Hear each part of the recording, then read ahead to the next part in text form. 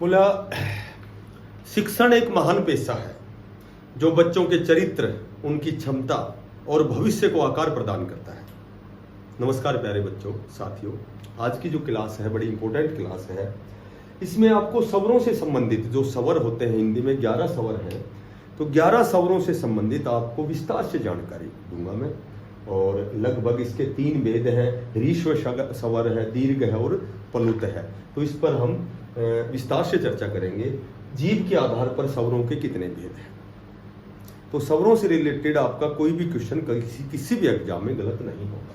देखो स्वर होते क्या है, स्वर होते हैं कि जो वर्ण बिना किसी सहायता से स्वतंत्र बोले जाते हैं, किसी की सहायता ना लेनी पड़े। देखो अब जैसे स्वर 11 होते हैं, ए आ ई उ री ए आई ओ।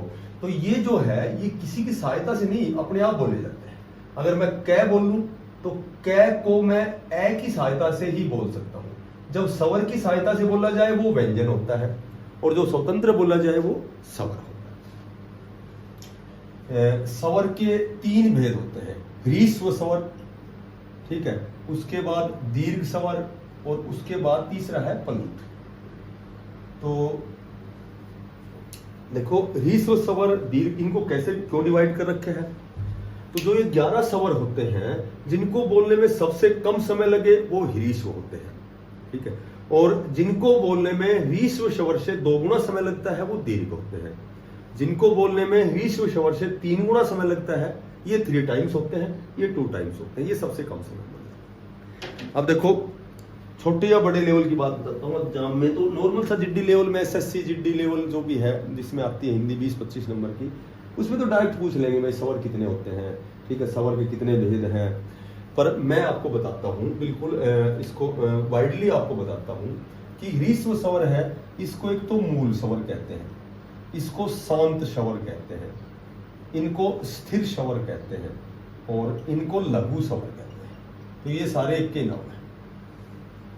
जो भी ह्रीस्व स्वर होते हैं जिनको बोलने में सबसे कम समय लगता है वो ह्रीस्व स्वर होते हैं। ये री की मात्रा होती है, ह्रीस्व स्वर, री रे नहीं होता, ह्रस्व नहीं होता, ये ह्रीस्व।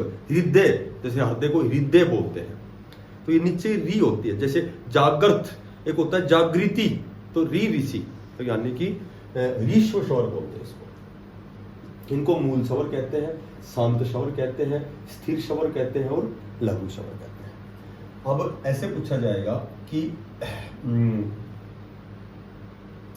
उच्चारण की दृष्टि से, ठीक है, या फिर मैं कहूं कि बनावट की दृष्टि से, या फिर मैं कहूं कि स्रोत की दृष्टि से, ठीक है, या फिर मैं कहूं कि रचना की दृष्टि से। तो उच्चारण को छोड़ सकते हो, रचना की दृष्टि से, बनावट की दृष्टि से या स्रोत की दृष्टि से। ह्रीस्व स्वर के 4 होते हैं। कौन कौन से 4 वर्ण होते हैं? ये होते हैं ए, ई, उ और री।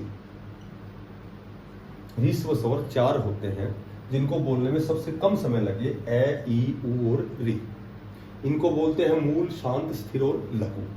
दीर्घ स्वर को बोलते हैं संधि स्वर। और संधि स्वर जो होते हैं, निम्न में से संधि स्वर कौन से हैं? तो ये 7 होते हैं, बचे हुए 7। 11 में से 4 ही हो गए। तो आ, बड़ी ई, बड़ा ऊ, ए, आई, ओ और औ, ये 7 जो होते हैं ये संधि स्वर होते हैं। 4 जो होते हैं ये मूल स्वर होते हैं, 4 जो होते हैं ये शांत स्वर होते हैं, 4 जो होते हैं ये लघु स्वर होते हैं। प्लुत, इनको बोलने में 2 गुना समय लगता है। प्लुत को बोलने में ह्रीस्व स्वर से 3 गुना समय लगता है। जब दूर से किसी को बुलाना हो, किसी को बुलाना हो, ठीक है, बुलाना हो, तो हमेशा प्लुत स्वर का प्रयोग किया जाता है। जैसे मैं कहूं कि राम, ऐसे ओम, ओम जिसमें 3 गुना समय लगे, ओम में 3 गुना समय लगेगा ह्रीस्व स्वर से। अब हम बात करते हैं कि यदि पूछा जाए कि उच्चारण की दृष्टि से स्वर के कितने भेद हैं, तो उच्चारण केवल ह्रीस्व और दीर्घ 2 भेद होते हैं। यदि ऐसे पूछा जाए कि उच्चारण की दृष्टि से स्वर के कितने भेद होते हैं, तो तुम्हें बताना है कि 2 भेद होते हैं। एक